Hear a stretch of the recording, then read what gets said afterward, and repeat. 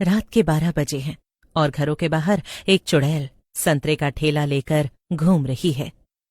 ले लो, ताजे मीठे संतरे ले लो, अभी अभी बगीचे से तोड़ कर लाई हूँ।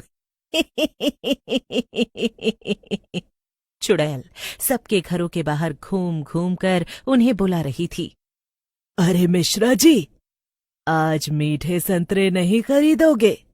एक बार खाओगे तो फिर कुछ नहीं खा पाओगे।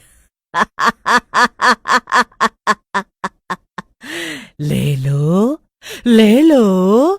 वहीं मिश्रा जी तो अपने घर के अंदर छिपे बैठे थे। मिश्रा डर के मारे कपकपा रहा था, लेकिन तभी बाहर खड़ी चुड़ैल देखती है कि उसके सामने से एक बाइक सवार आदमी आ रहा था। वाह वाह, दीवाना खुद चलकर खाई में कूदने आ रहा है। अरे ओ बाबू भैया, जरा रुकना तो। चुड़ैल ने जल्दी से घूंघट कर लिया और उसके आवाज लगाने पर बाइक सवार रुक जाता है। वो थोड़ा नशे में भी था।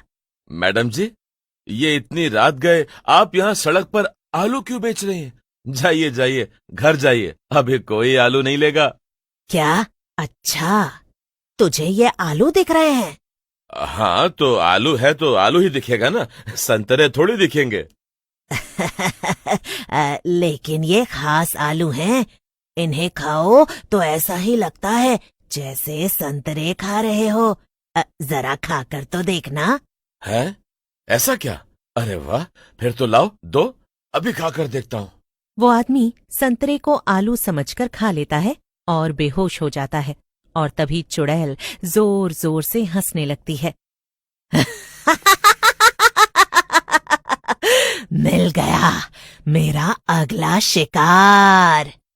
चल, तूने तो खा लिया, अब मैं आज तुझे खाकर अपना पेट भरूंगी। चुड़ैल उस आदमी को लेकर गायब हो जाती है। साथ साथ उसका संतरे का ठेला भी गायब हो जाता है। वहीं मिश्रा जी अपने घर की खिड़की से ये पूरा नजारा देख रहे थे। चलो अच्छा है, उस बाइक वाले के चक्कर में कम से कम मैं तो बच गया। कुछ और दिन मिल गए जीने को। उफ, न जाने कब तक ऐसे डर डर कर जीना पड़ेगा। पूरा मोहल्ला ही इस संतरे बेचने वाली चुड़ैल की वजह से परेशान था। वो हर रोज आती थी और किसी न किसी को अपने संतरे खिलाकर गायब कर देती थी। वहीं शहर में ही एक राधिका नाम की लड़की भी थी। वो सुबह सुबह उठती है और अपने छोटे से घर के बाहर बने बगीचे में आ जाती है। वहां बहुत सारे संतरे के पेड़ लगे थे।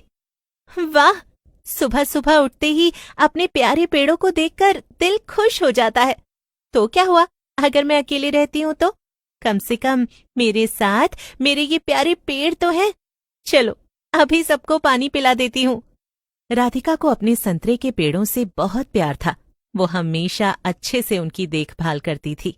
उसके पड़ोस में ही उसका बचपन का दोस्त रघु रहता था। वो आ जाता है। अरे राधिका, सुबह सुबह उठते ही पेड़ों को पानी देने लगी, कम से कम खुद तो नाश्ता कर लो। अरे रघु, मैं तो नाश्ता कर ही लूंगी, मैं चल फिर सकती हूँ। ये मेरे प्यारे पेड़ थोड़े ना चल सकते हैं। सभी पेड़ों को पानी देकर राधिका वहीं बगीचे में कचौरी खाने बैठ जाती है। तभी रघु उससे कहता है, अरे राधिका, इस बार तो ये संतरे बड़े रसीले और मीठे लगते हैं, इन्हें बेचने में तो खूब फायदा होगा। हाँ रघु, सही कहा। मैं जल्दी ही इन्हें तोड़कर बाजार में बेचने जाऊंगी, लेकिन ज्यादा दाम में नहीं बेचूंगी। ऐसे दाम में ही बेचूंगी कि गरीब लोग भी मेरे प्यारे मीठे संतरे खरीद कर खा सकें। रघु चला जाता है और राधिका भी अपने काम में लग जाती है। दिन कब बीत जाता है पता ही नहीं चलता। रात में जब राधिका सोने जाती है, तभी अचानक से उसे बाहर बगीचे से एक अजीब सी आवाज सुनाई देती है। अरे, ये आवाज कैसी? लग रहा है कोई वहां पर है। अभी जाकर देखती हूँ। जैसे ही राधिका बाहर जाकर देखती है तो उसके होश उड़ जाते हैं।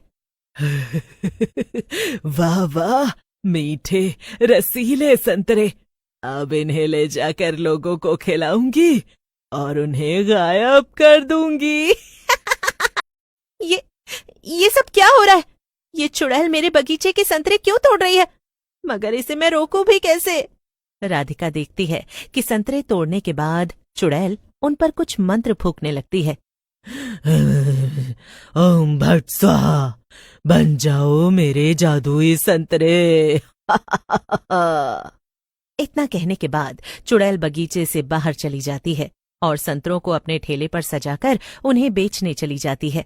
ये सब देखकर तो राधिका को समझ ही नहीं आ रहा था कि वो क्या करे। अगले दिन वो रघु को बुलाती है और उसे सब बता देती है। एक काम करो, आज रात तुम मेरे साथ छिप कर देखना। रात होते ही दोनों राधिका के घर में चुड़ैल के आने का इंतजार करने लगते हैं और जैसे ही रात के 12 बजते हैं चुड़ैल संतरे तोड़ने आ भी जाती है। फिर से संतरे तोड़ूंगी, उन पर जादू करूंगी और अपना खाना ढूंढूंगी।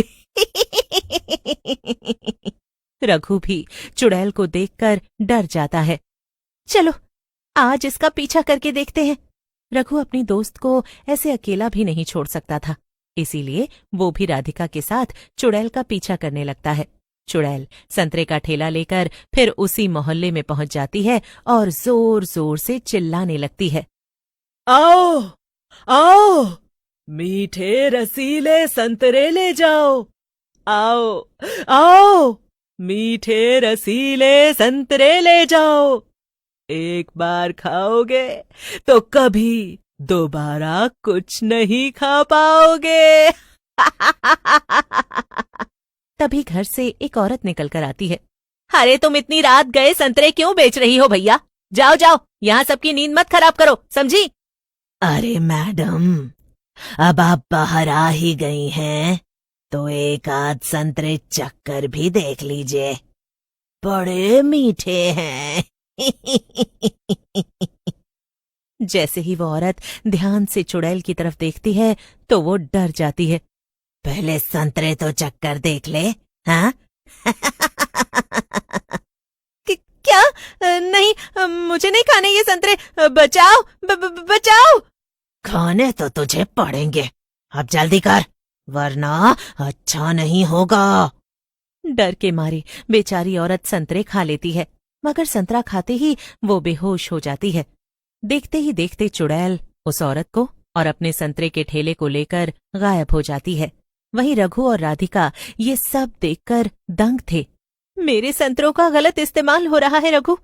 वो चुड़ैल उनकी मदद से लोगों को बेहोश करती है और फिर उन्हें अपने साथ ले जाती है, और मैं ऐसे दूसरे लोगों को मरते गायब होते हुए भी नहीं देख सकती।